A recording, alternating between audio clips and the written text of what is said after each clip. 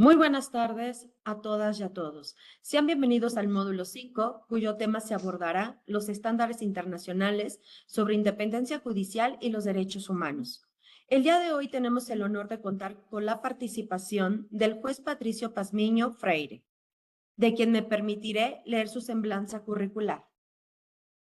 Expresidente de la Corte Constitucional del Ecuador y fue electo juez de la Corte Interamericana de Derechos Humanos para el periodo 2016-2022. Presidió la Corte Constitucional y el Tribunal Constitucional en Ecuador y se desempeñó como director nacional de consultoría legal en la Procuraduría General del Estado. Es doctor en Derecho Constitucional por la Universidad de Valencia, maestro en Ciencias Sociales por la Facultad Latinoamericana de Ciencias Sociales, sede Ecuador, y es licenciado en Ciencias Sociales y Políticas y es abogado por la Universidad Central del Ecuador. Cuenta además con un diploma internacional en Gerencia Política del Instituto Centroamericano de Administración de Empresas de Nicaragua.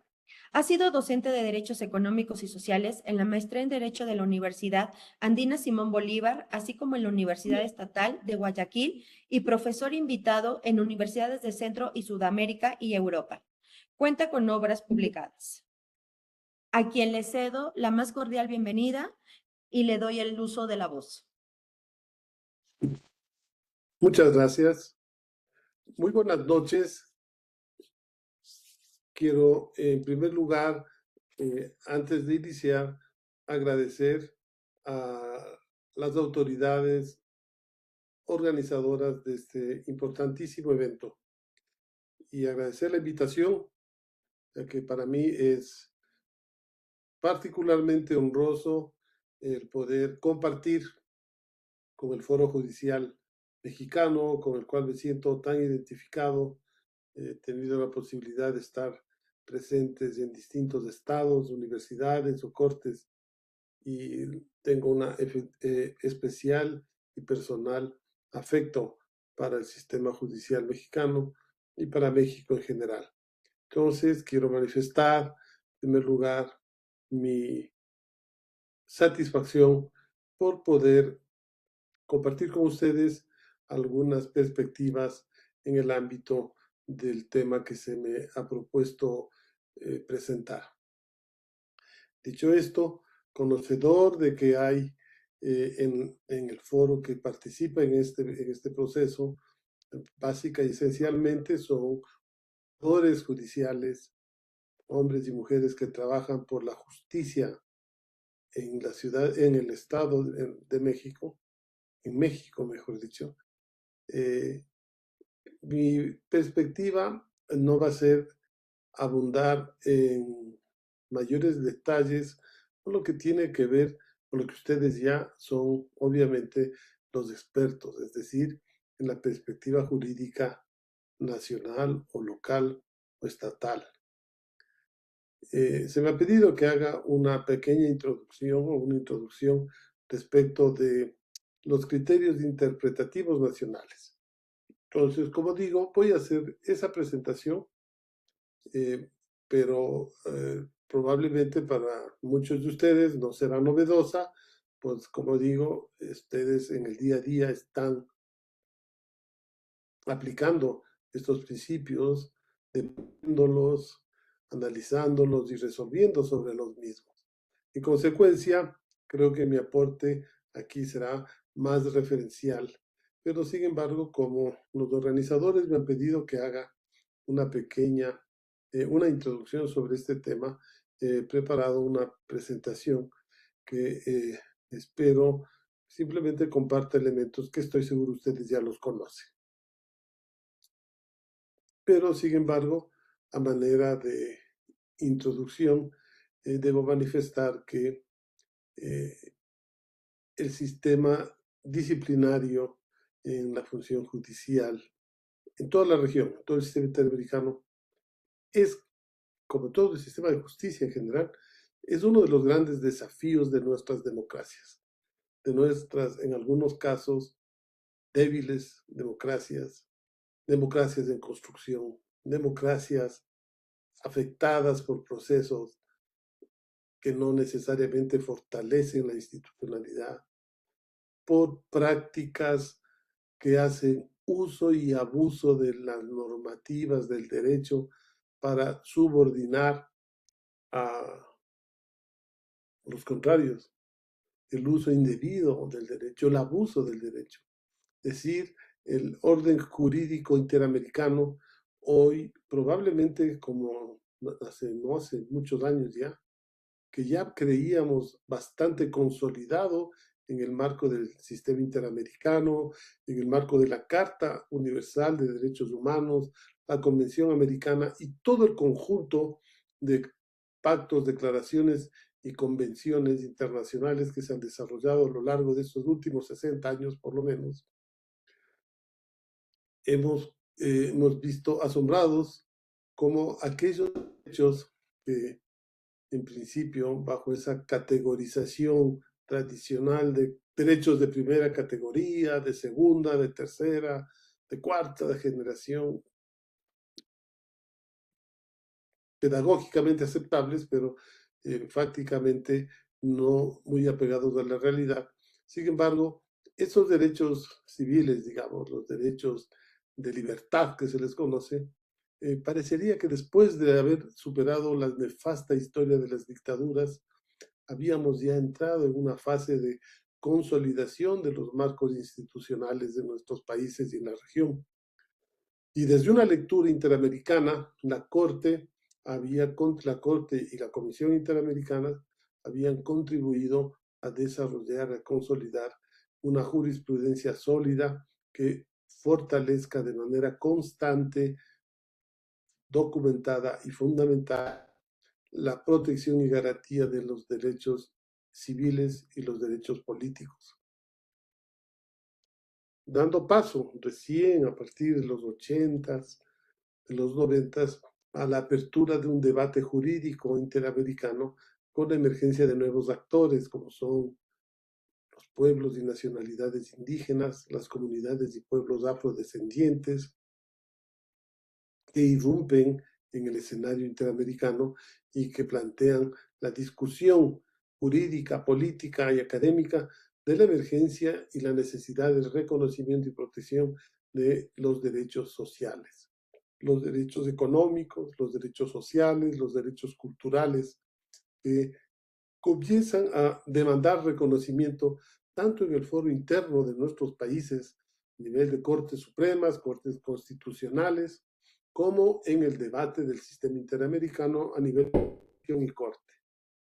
Este debate fue muy rico en el sistema, arrancó en 1986 con la primera debate de la sentencia presentada por la comunidad de pueblos Miskitus versus Honduras, cuando se comienza a introducir algo que para la fecha era impensable, como era los derechos subjetivos versus los derechos y la personalidad, ya no solo subjetiva, sino la personalidad colectiva de quienes son portadores de derechos.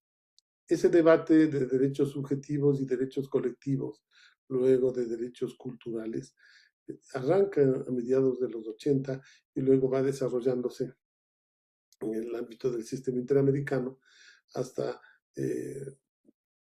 pocos años atrás ha desarrollado ya ostensiblemente la justiciabilidad de estos derechos con igual rango de reconocimiento tanto en las constituciones de la región que dan a los derechos civiles y políticos, como el reconocimiento del estatus constitucional a los derechos sociales, a los derechos económicos, a los derechos prestacionales, salud, educación, empleo, y hoy, de último, los derechos de la naturaleza, o más generalmente conocidos como del medio ambiente, pero que ya en el debate se está enfocando en reconocer a los derechos de la naturaleza como uno de los nuevos aportes. Entonces hago este introito para decir que estábamos en un proceso bastante sostenido de consolidación y de ampliación de los marcos de protección de nuestros estados de derecho.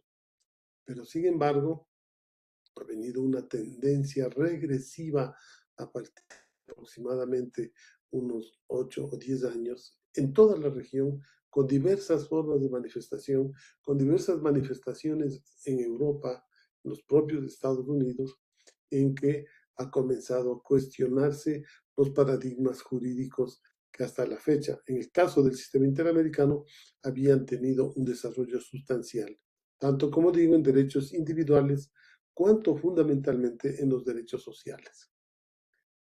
Y comenzamos a enfrentar de manera lamentable procesos de radicalización del abuso del poder y el autoritarismo en desmedro no solo de personas, sino también de pueblos y comunidades. Volviendo a colocar en el marco del debate jurídico y académico y político, nuevamente, los derechos que habíamos considerado ya bastante superados o consolidados, como son estos derechos de libertad. Y hoy tenemos que volver a recuperar, a repensar estos derechos sustantivos para el convivir de una sociedad, que son los derechos básicos de garantía de las libertades de las personas, el debido proceso, el acceso a la tutela judicial efectiva, derechos y garantías que ya han tenido y tienen un largo caminar en nuestra jurisprudencia regional, pero que hoy nuevamente se han visto vulnerados de manera sistemática por distintos países, por distintos gobiernos, y muchas veces por distintas perspectivas ideológicas, pero que han ido generando una transformación de este debate jurídico regional y regreso, una perspectiva de regresividad a posiciones que creíamos haber sido superadas y que hoy abiertamente, fruto de las expresiones políticas nacionales, presidentes, mandatarios, incluso primeros ministros, hablando de Europa, por ejemplo, o presidentes como en Estados Unidos, hoy ya se pone en entredicho inclusive la existencia de un sistema de organización de derechos. Se ha puesto en duda, se ha dejado de lado los principios fundamentales y fundacionales del orden jurídico internacional. Se habla de que no hay derecho internacional, que el derecho internacional no existe, que los derechos humanos no existen, que la justicia social es una quimera ideológica y que por lo tanto estas categorías que hemos construido, que la sociedad, la humanidad ha construido con tanta fuerza, con tanto dolor y sacrificio, hoy vuelven nuevamente a la palestra. ¿Por qué? Por la aplicación y el uso indebido de los mecanismos de poder, tanto políticos, jurídicos, militares y policiales, y hoy estamos nuevamente a portas, en unos países más, en otros países menos, pero con un proceso de deterioro del orden jurídico y de debilitamiento del Estado de Derecho en nuestra región. Con matices, algunos manteniéndose en la trayectoria de la región, esta que vino, que salió de las dictaduras y que recupera la preeminencia de los derechos del ser humano por sobre la economía, por sobre los intereses económicos pecuniarios. Sin embargo, hoy esto vuelve a tomar un nuevo enfoque, una nueva reentre en la sociedad, y hoy estamos lamentablemente abordados a recapitular los capítulos que se olvidaron a Cervantes. Es decir, tenemos que volver a releer y repensar, que tenemos que disciplinar a nuestros políticos, a nuestras autoridades políticas, judiciales o legislativas inclusive, en el respeto a las normas básicas del convivir de la democracia, el respeto al debido proceso, el respeto a la seguridad jurídica, el respeto a todas estas garantías que ya dábamos por hecho sentadas, y de hecho están sentadas en una sólida jurisprudencia nacional e internacional, pero que hoy nuevamente están siendo soslayadas, tanto en el ámbito de los derechos civiles, como digo, cuanto en el ámbito internacional de los derechos humanos. a tal punto que hoy hay conflictos militares, hay actos horrorosos de violencia masiva donde se asesinan y bombardean todos los días niños, mujeres, ancianos, desarmados, sin que haya ninguna autoridad que pueda poner un orden en este desorden. Esta destrucción de los parámetros sustanciales de construcción desde cuando se formó las Naciones Unidas hasta la época, esta degradación casi sistemática que hemos llevado, nos lleva hoy a tener situaciones de extrema violencia, en situaciones donde la población se ve íngrima, no se ve con posibilidades de ser defendida, son atacados en aguas internacionales, son bombardeados buques de pescadores sin tener parte en un conflicto, se ataca y se envía de país sin el menor empacho. Es decir, hoy se sostiene que el derecho internacional ya no es un conjunto de normas, simplemente son aspiraciones o pretensiones que son determinadas por el poder del más fuerte. Esto es importante, este marco, que tiene que ver con el tema del control disciplinario de los jueces o de los funcionarios y servidores judiciales. Tiene que ver y mucho, porque como nosotros comprendamos este entorno internacional que estamos viviendo, el entorno regional que estamos viviendo, es como vamos a comprender cómo debemos aplicar y el valor que tenemos que dar a la normativa construida en nuestros respectivos países y naciones para ir bregando por profundizar el Estado de Derecho, por lograr desde el ámbito del mundo judicial que los conflictos se resuelvan de manera sensata, de manera racional, de manera justa. Nosotros tenemos esa gran tarea, quienes somos jueces, juezas, quienes tenemos la posibilidad de resolver en nuestras manos la vida, los bienes de las personas, tenemos que ser los más meticulosos y respetuosos de estos principios y mandatos del derecho internacional, de los derechos humanos, del derecho nacional, del derecho constitucional, de la jurisprudencia internacional interamericana. Es lo único que nos puede impedir que vayamos a una sociedad o a unas sociedades donde prime la ley del más fuerte y el más poderoso. Somos la última barra de contención del autoritarismo y de la destrucción de estas endebles democracias, de estos endebles sistemas de administración de justicia. Por eso, este seminario, yo he saludado la iniciativa de esta formación, porque se torna indispensable y urgente que nuestros operadores de justicia sepan y entiendan que la altísima responsabilidad que tenemos no solamente es resolver un conflicto civil, laboral, administrativo o penal.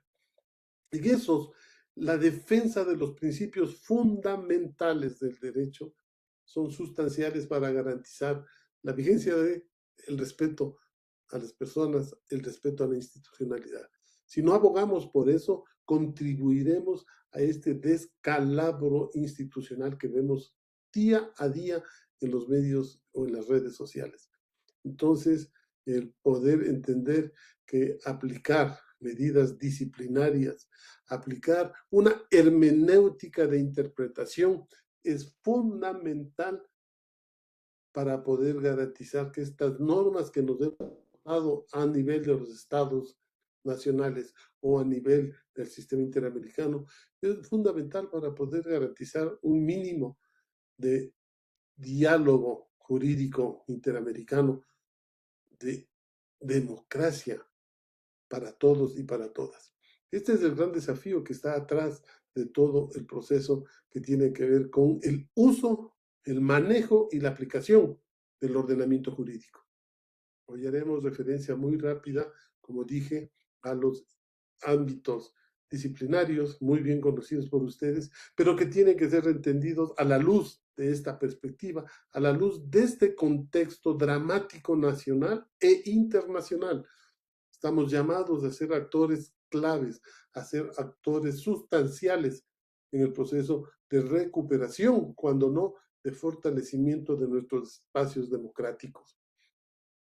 El derecho, los derechos, las, las constituciones, la convención, es lo único, diríamos, imperfectos, sí, por supuesto que sí, como toda obra humana, pero es lo que hemos logrado construir y debemos tener la suficiente voluntad, el carácter y la cosmovisión de que ese es el instrumental que tenemos para resolver los conflictos. Caso contrario, será un retorno a una época donde el más fuerte es el que prima y el más débil es el que simplemente obedece.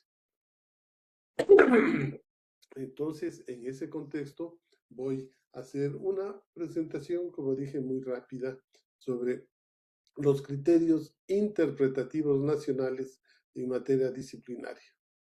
Para ello, voy a enfocarme, como dije muy sucintamente, en algunas fuentes claves que orientan y uniforman la aplicación de sanciones a servidores públicos, particularmente en el ámbito judicial y administrativo. El por qué, la importancia del sistema de disciplinamiento de la función judicial. Porque la posibilidad de tener un sistema que discipline la función judicial debe constituirse en un factor espejo para que todos los agentes estatales sepan que tienen que estar sujetos a mecanismos de control, de rendición de cuentas, de validación de sus actuaciones para efectivamente dar una eficacia a nuestro rol como agentes estatales, en este caso en el ámbito judicial. Es indispensable superar la noción sancionadora con la noción de un Estado punitivo. Es decir, yo al menos no comparto, no coincido la perspectiva punitivista del Estado. Por lo tanto, la sanción disciplinaria, el control, busca sancionar para ajustar conductas. Sí, tiene que ser la sanción, pero no debe ser el leitmotiv de un Estado de Derecho. El Estado de Derecho sancionador o el Estado de Derecho punitivo siempre sacrifica los derechos por la eficacia, por los resultados inmediatos, por los resultados que generan adhesión en la sociedad, que generan aplausos en los políticos. Pero los estados garantistas, la perspectiva que nos obliga el derecho internacional a los operadores de justicia de ser garantes de la institucionalidad, nos exige que tengamos que ser meticulosos, que tengamos que ser solventes, suficientemente formados, integrados, conectados con la realidad, con una interpretación jurídica adecuada, actualizada, moderna, que interpreta no al calor o a la subsunción de normas establecidas, sino que a la vez que interpreta la normativa bajo la subsunción, sabe que hay un orden jurídico sistemático, sabe que hay un derecho vivo, sabe que esa forma de hermenéutica que se queda en el paleopositivismo, donde la realidad, los hechos tienen que someterse al pesado texto normativo, sin recurrir a la interpretación sistemática, a la verificación de precedentes. Esa característica de la hermenéutica es uno de los factores que también va a incidir sustantivamente para que este derecho disciplinario, las responsabilidades administrativas, tengan que adecuarse a una concepción jurídica constitucional y convencional garantista, no punitivista, y que realmente sirva para poner como ejemplo de los otros poderes del Estado que es posible hacer disciplina institucional, que es posible generar responsabilidades administrativas, civiles, inclusive penales, pero porque no son mal utilizadas, sino porque son un mecanismo para fortalecer la continuidad y la proyección de la institucionalidad, no con el abuso, no con la utilización mala dada de los recursos que dan las normas, los reglamentos, las leyes. Entonces, es por eso que nosotros vamos al calor de estos principios, es que podemos enfocarlos en algunas fuentes claves que orientan y uniforman la aplicación de sanciones a servidores públicos, particularmente en el ámbito judicial y administrativo, de un Estado garantista, no de un Estado punitivista. La materia disciplinaria, entonces, si partimos desde esa perspectiva, busca garantizar la legalidad, la honradez, la lealtad, la imparcialidad y la eficiencia en el sistema, en el servicio público. Así lo dice el artículo 109 del Constitucional y también lo reproduce la Ley General de Responsabilidades Administrativas. Garantizar legalidad, es decir, apego a la norma, es garantizar la legalidad, no es nada que seguridad jurídica, fundamentalmente con todas las garantías que ello implica. Otra vez, que son principios, valores y éticos, lealtad, éticos, imparcialidad, justicia y eficiencia, sí, resultados que se aplican y que transforman la realidad. Esto reconoce el artículo 109 constitucional y por lo tanto el principio disciplinario del orden jurídico mexicano, como lo es en casi la mayoría y la totalidad de los estados de la región, en materia disciplinaria es un principio de garantía, no es un principio de persecución, no es un principio de punición, no es un principio, no es un cúmulo de sanciones lo que tenemos que preocuparnos de impulsar, sino garantía. Garantizar, dice, legalidad, lealtad, imparcialidad, etc.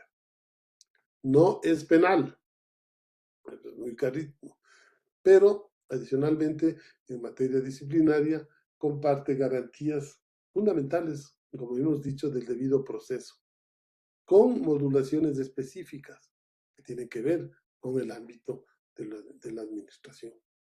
Principio de legalidad más flexible, es decir, este principio de legalidad más flexible nos retrotrae al principio de la aplicación del pensamiento normativo positivo no extremo, flexible, a la luz de principios y valores constitucionales, no la aplicación laxa, no la aplicación textual del texto, de la norma, sin la cual la realidad no se modifica si es que el texto no reproduce esa realidad.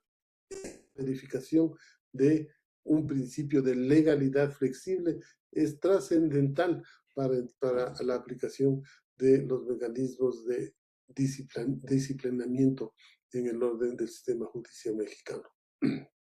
Estas modulaciones específicas establecen entonces legalidad flexible, flexible, no positivismo extremo ni neopositivismo. Estándares probatorios adaptados, es decir, estándares probatorios sí, pero que se van adaptando, adecuando a la realidad, no la realidad adecuándose al estándar, no el mundo en vida, la vida adecuada al estándar probatorio en este caso. ¿Qué fuentes podemos remitirnos para analizar estos principios, estas garantías?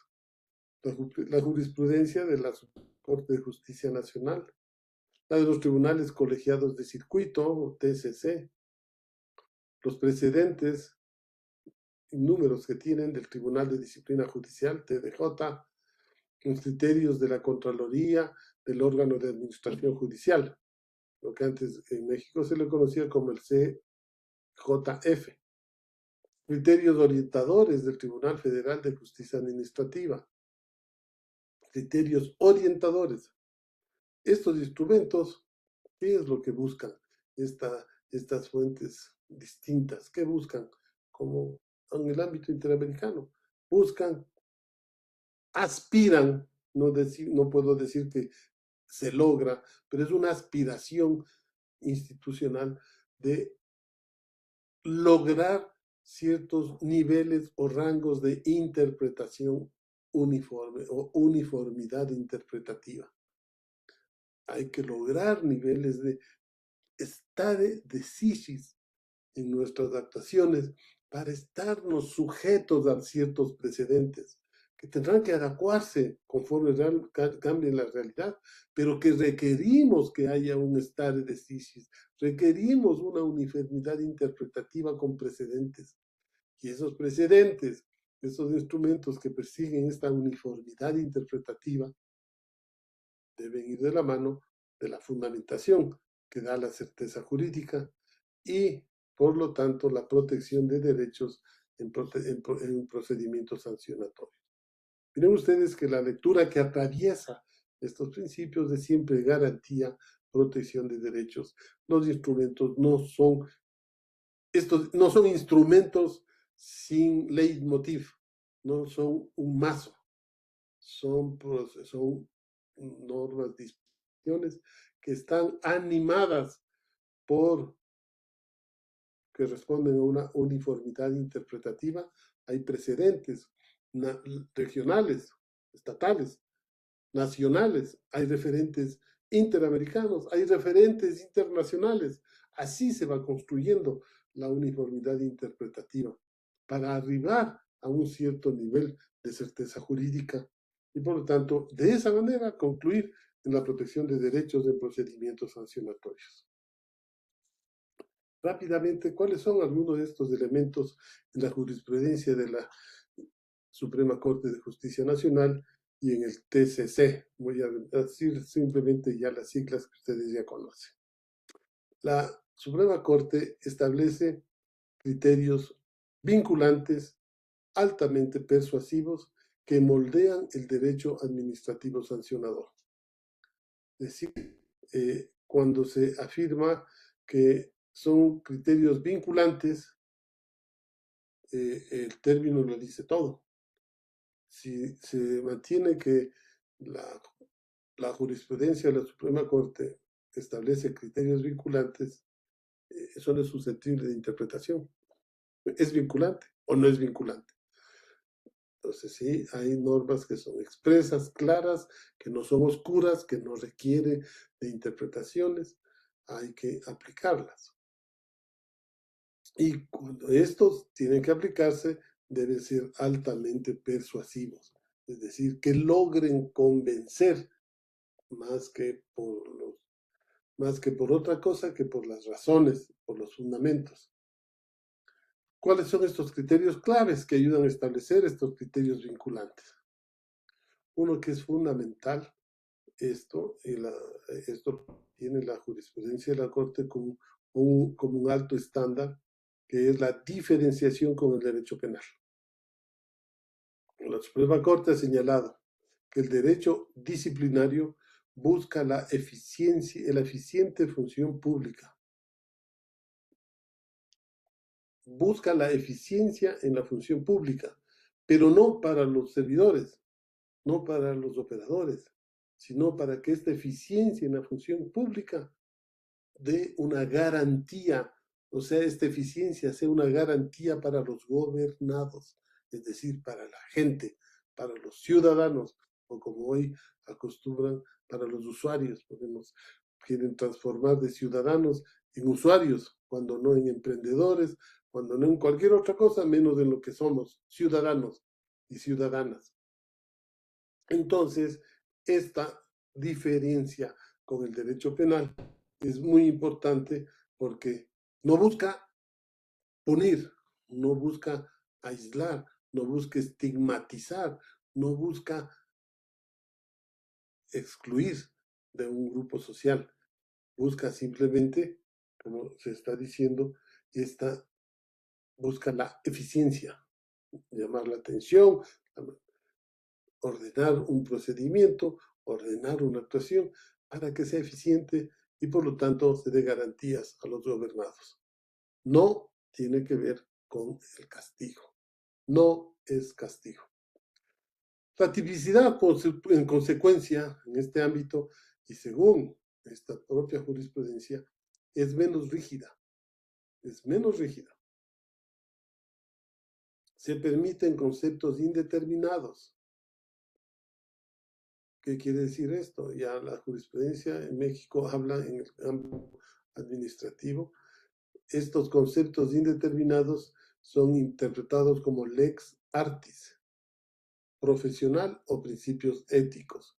Es decir, hay una flexibilidad para la interpretación. No es una hermenéutica dogmática cerrada, es una hermenéutica que abona a los principios éticos, que es mucho más amplio.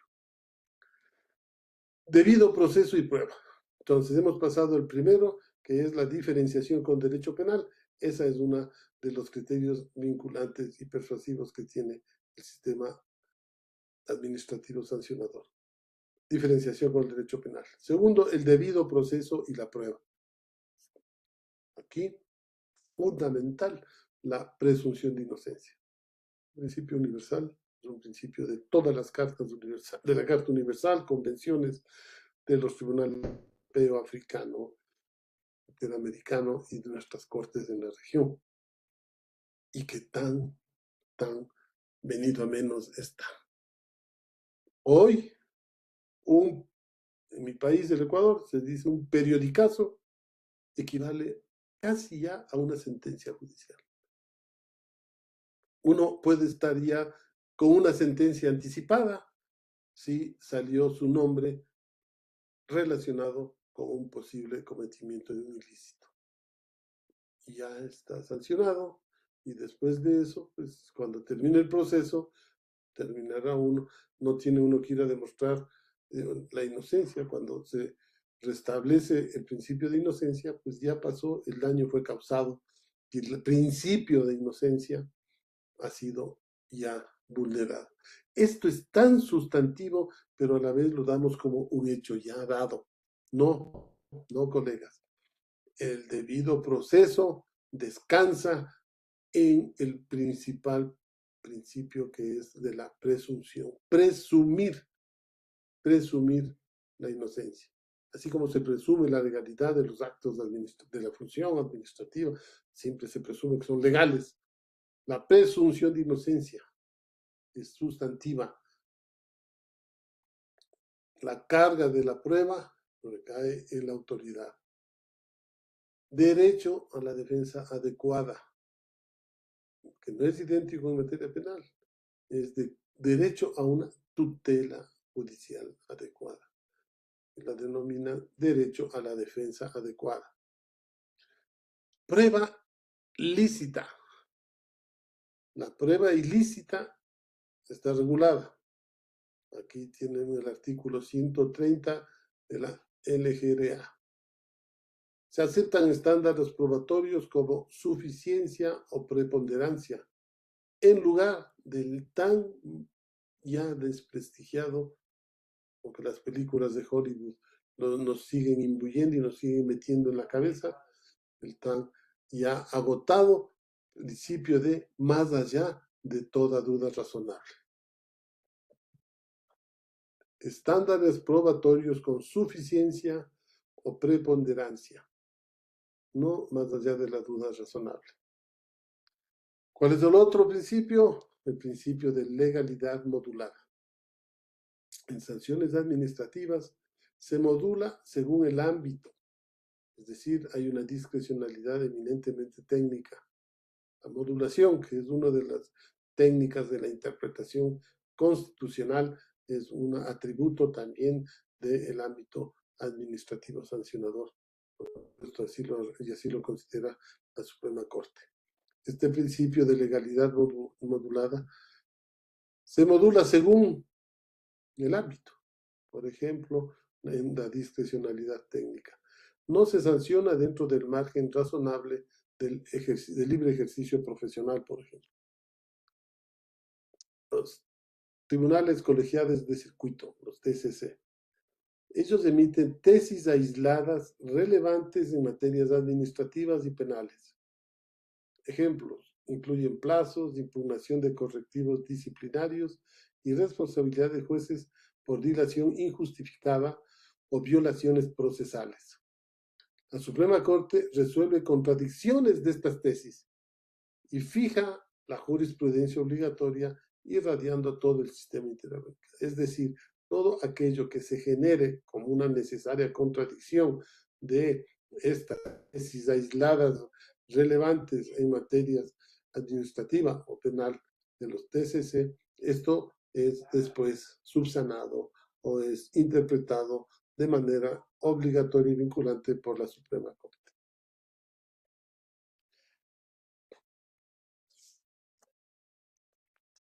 Precedentes del Tribunal de Disciplina Judicial, el TDJ y la Contraloría del OAJ.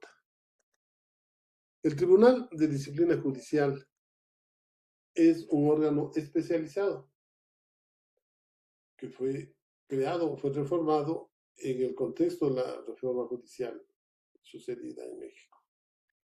Este tribunal es especializado para investigar, substanciar y resolver responsabilidades administrativas de personas juzgadoras y personal del judicial. Sustituye o fortalece funciones previas del CJF/OAJ en materia disciplinaria.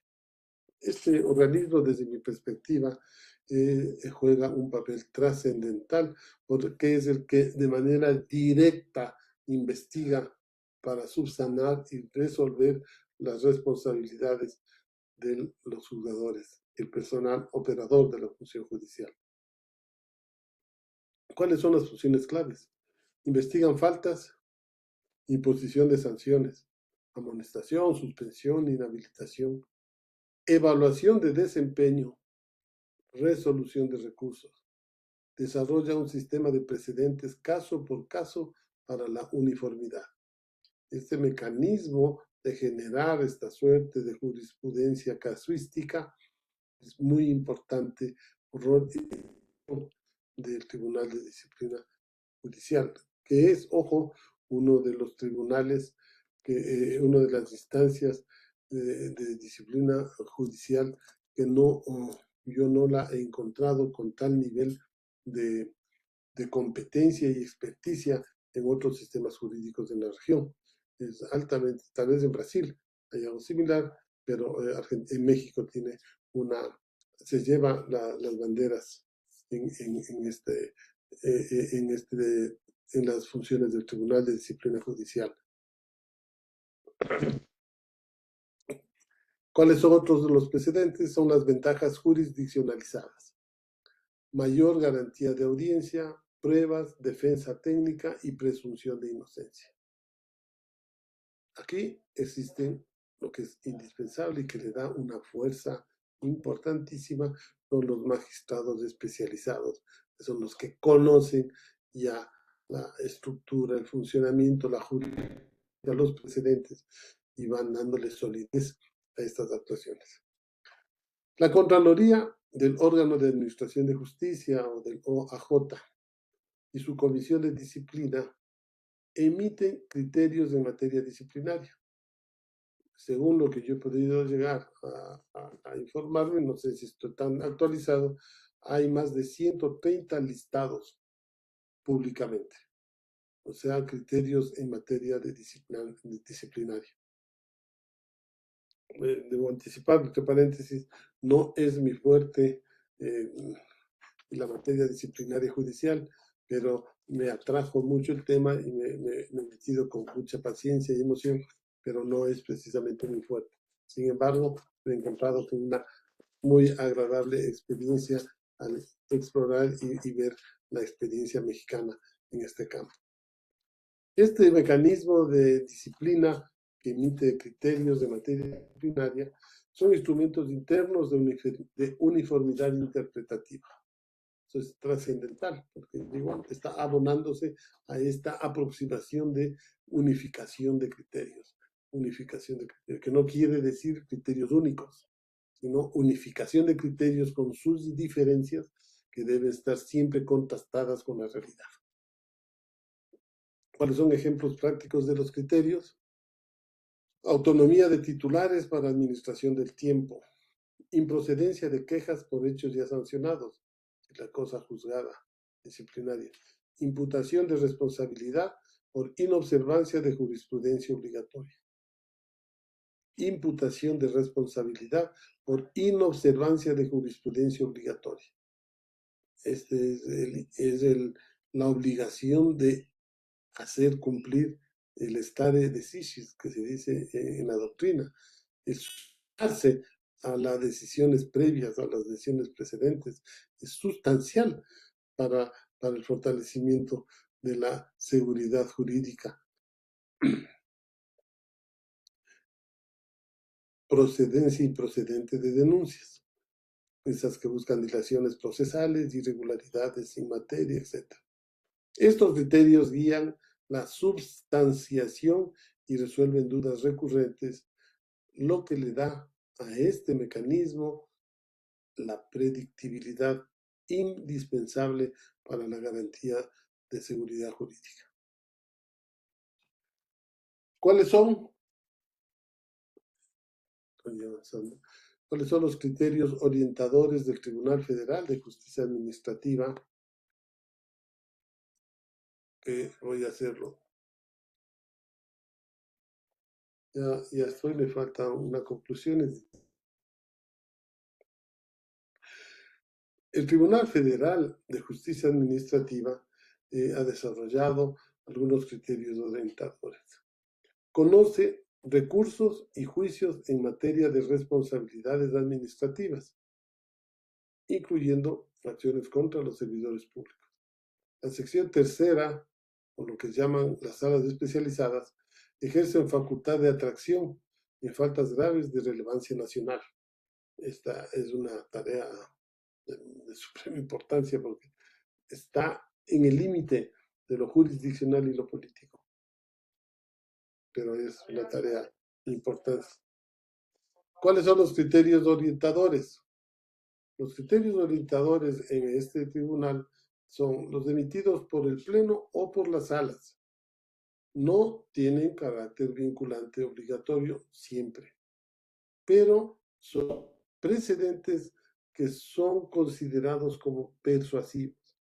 Esta figura de la persuasión, si bien puede en algunos críticos de la interpretación de los efectos de las decisiones jurisdiccionales, dicen que abre puertas para un manejo demasiado arbitrario de las personas, pero este criterio de persuasión es un criterio que no es utilizado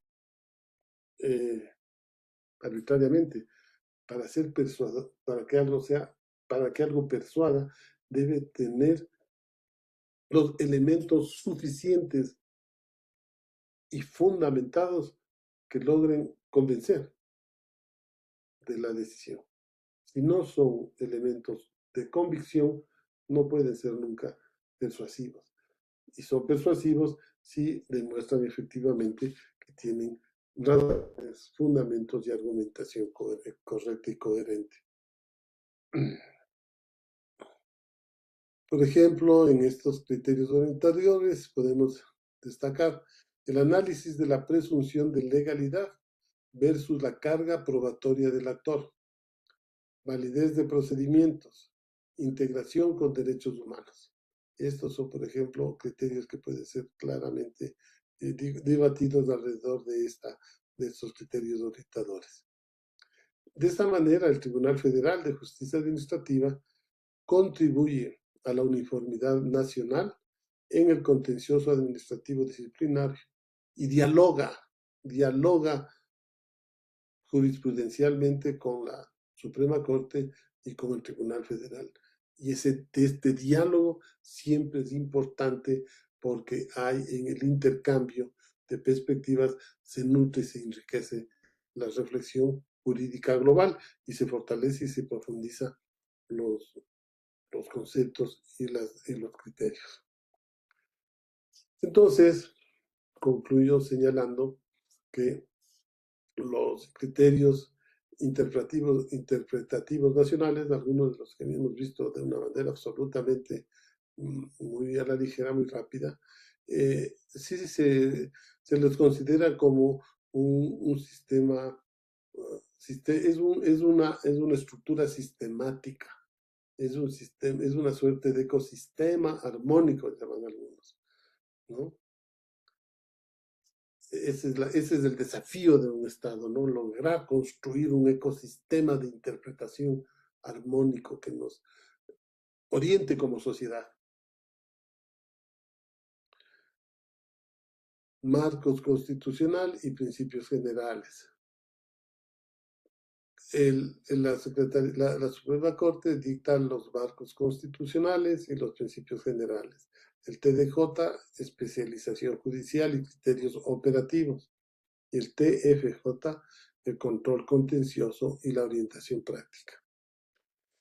¿Cuáles son ahora más o menos algunas de las tendencias? Hay una tendencia importante a una mayor jurisdiccionalización. En mi época se llamaba a la justiciabilidad, es decir, a no justicializar, sino judicializar, llevar ante los tribunales con énfasis en los derechos humanos. Esto es trascendental, fortalecer la tendencia, es decir, ya hacen uso en la argumentación para fortalecer la jurisdicción, competencia de cada uno de estos órganos. Hay un énfasis sustancial en los derechos humanos, así como en la jurisprudencia nacional, por supuesto. Pero la énfasis en derechos humanos es un énfasis en el gran aporte del sistema interamericano, tanto de los informes y resoluciones de la Comisión, cuando fundamentalmente en los dictámenes, sentencias y resoluciones de la Corte Interamericana.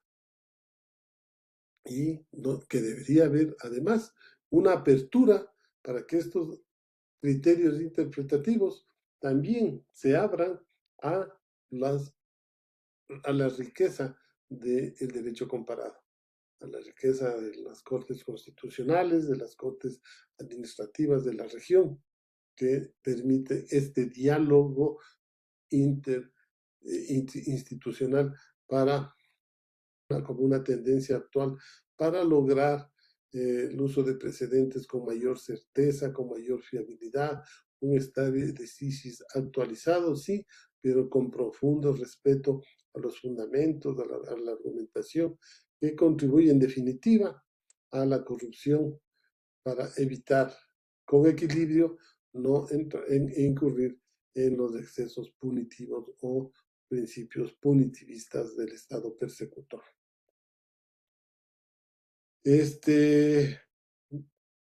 Creo que aquí podemos, hasta aquí puedo llegar yo en esta primera parte para, como había indicado, fortalece indudablemente esta estructura, competencia, función y jurisdicción del sistema sancionatorio mexicano. Han desarrollado mecanismos que fortalecen indudablemente, profundizan el Estado de Derecho, y eso se evidencia cuando hay mayor apego y afecto de la ciudadanía en las instituciones. No hay mejor forma, no hay otra, no hay mejor encuesta que pueda determinarnos que hay un Estado de Derecho en curso, en fortalecimiento, hay una institucionalidad representativa de la gente, cuando la gente, los ciudadanos, no los consumidores o los usuarios, cuando los ciudadanos y ciudadanas no han perdido el apego, no han perdido la fe en sus instituciones. Esa es la mejor medida para decir que estamos en el camino correcto de fortalecer y profundizar el Estado de Derecho. Porque mientras más desapego hay a la institución, quiere decir que nuestros mecanismos no están contribuyendo a ese fortalecimiento y profundización del Estado social, constitucional, de derechos. y de participación de las personas. Hasta aquí, pues, lo que he preparado como una primera parte y había yo sugerido que se puede hacer una ronda de preguntas para comentar, conversar y básicamente cerrar esta primera parte. Adelante, muchas gracias, señor juez.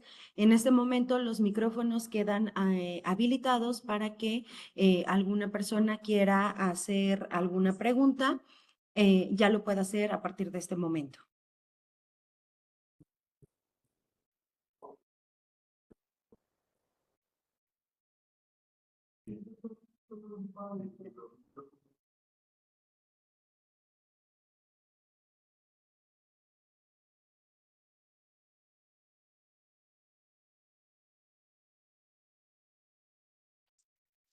¿Y saben lo que se dice en mi país?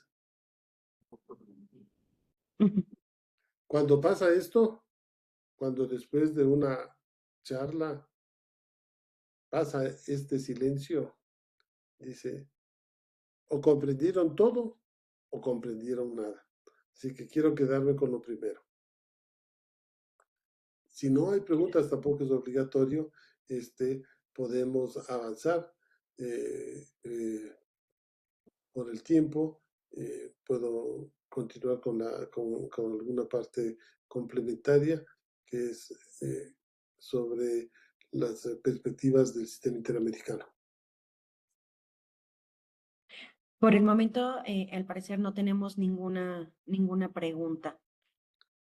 Ya, muy bien. Bueno, pues de todos modos, esto está por demás decir, pero básicamente la vasta jurisprudencia que tienen y que muchos de los participantes son actores directos, entiendo yo que es por eso que conocen la materia, eh, tiene suficiente desarrollo jurisprudencial en estas instancias para poder ir fortaleciendo, mejorando y profundizando lo que es el sistema sancionatorio y de responsabilidades administrativas y disciplinarias en el Poder Judicial. Bien,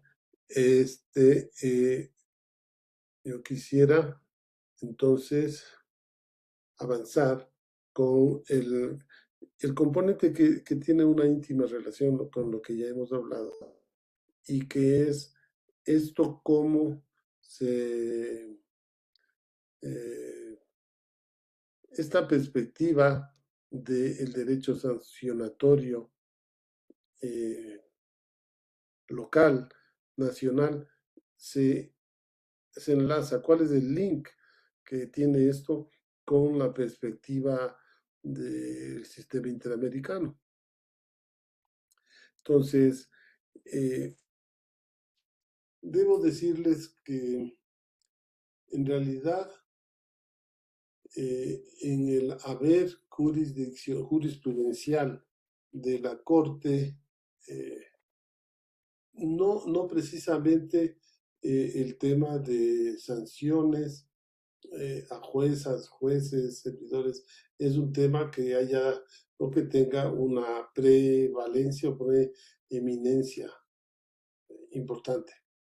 Básicamente hay, hay casos determinados donde más que una revisión, un análisis, una profundización de los sistemas judiciales, del régimen disciplinario de los servidores públicos judiciales, lo que ha habido es el conocimiento de casos extremos donde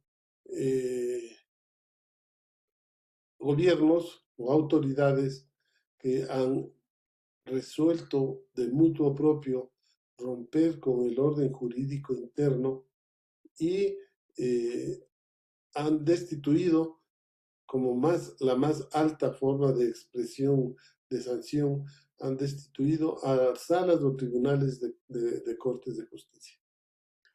Esos casos han sido los relevantes, los sucedidos en la época de la dictadura de Fujimori en el Perú, y con vergüenza ajena, debo decir, y también eso ha sucedido en mi país, el Ecuador, con la destitución de cortes, de cortes supremas de justicia, tribunales constitucionales, que han sido no sancionados, porque esa no es una sanción que esté regulada y normada, excepto en algunas interpretaciones fraudulentas que hacen las Procuradurías Generales de los Estados para argumentar que es posible que los congresos puedan destituir a los poderes judiciales.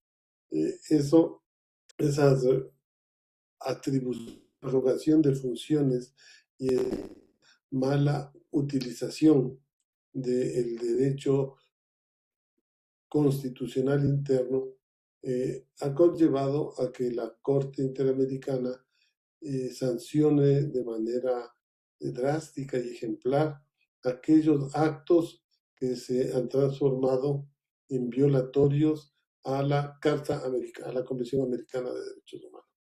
Es decir, si queremos tener un elemento informativo, es que la Comisión y la Corte lo que han hecho es en aquellos casos, y también recuerdo para el caso de algunos servidores judiciales en Venezuela también hubieron sentencias condenatorias de parte de la Corte.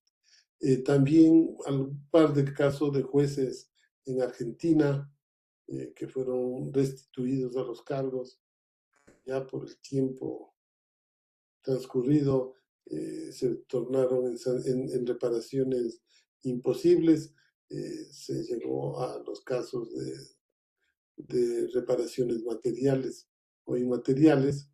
En general, las sanciones o el enfoque disciplinario y de sanciones administrativas está sujeto en general al cumplimiento de los estándares establecidos por la Convención Americana en la garantía de los derechos fundamentales al debido proceso, a la tutela judicial efectiva, al, al doble conforme, es decir, a todas aquellas garantías que permiten que en general, los servidores públicos, no solo de la función judicial, sino cualquier servidor público, tenga que recibir las mismas garantías sales que recibe cualquier ciudadano en nuestros países para poder ejercer su derecho a la defensa cuando se han vulnerado sus derechos o constitucionales o sus derechos convencionales.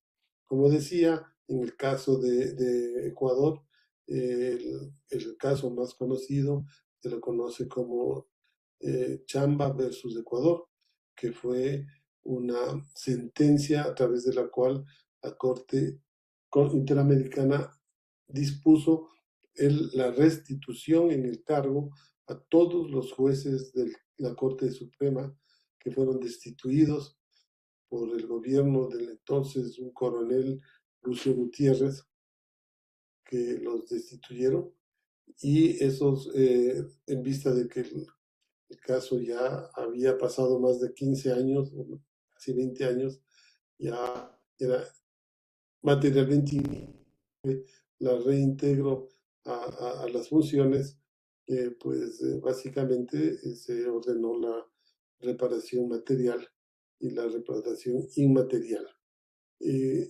Probablemente una de las limitaciones que yo puedo destacar en el ámbito del derecho disciplinario, si se quiere hablar, o de responsabilidad en estas decisiones, es que la Corte, como juzga actos u omisiones de los estados y de sus agentes estatales, eh, no juzga los actos de las personas, porque eso está en el ámbito de la materia nacional.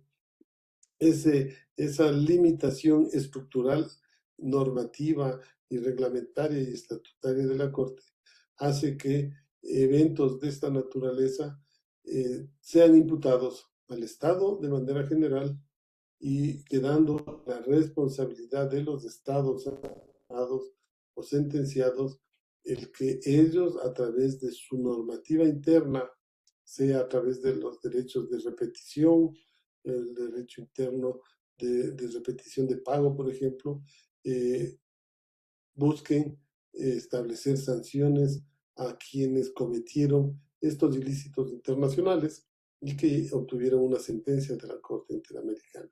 Generalmente las reparaciones han sido económicas, pecuniarias y de restitución de la imagen, el buen nombre, la publicación de disculpas públicas y también se ha abonado a los mecanismos de no repetición, instruyendo que los estados incorporen en sus normativas internas o constitucionales mecanismos claros, determinados, que impidan que el mecanismo de disciplina judicial o de responsabilidades en el ámbito del Poder Judicial sean objeto de abusos de derecho o abusos de poder. Entonces, esa es de manera general, generalísima, la lógica de actuación que ha tenido el sistema en los casos de disciplina del Poder Judicial y las sanciones a los estados que han incurrido en sanciones indebidas a juezas o jueces, o en este caso, como digo, de Perú y Ecuador, a cortes supremas que fueron destituidas integralmente, ¿no? Hasta ahí es lo que quería yo intervenir y pues dejo la palabra para si hay que cerrar la conferencia, pues por favor. Claro que sí. A nombre del magistrado Sergio Javier Molina Martínez, director general de la Escuela Nacional de Formación Judicial, agradecemos a nuestro ponente, el juez Patricio Pazmiño Freire, por su destacada participación. De igual manera, agradecemos a todas y a todos por conectarse el día de hoy. Muchas gracias. Y avisos importantes. El próximo jueves, 11 de junio, no tendremos sesión, esto conforme a la circular 8/2026. Nuestra sesión está programada para llevarla a cabo el día martes 16 de junio en la sede de Revolución. Esperamos a las personas que se encuentran en modalidad de presencial. Muchas gracias, señor juez. Gracias a todas por su conexión. Que tengan una excelente tarde. Y no olvide, por favor, de registrar su asistencia. Muchas gracias.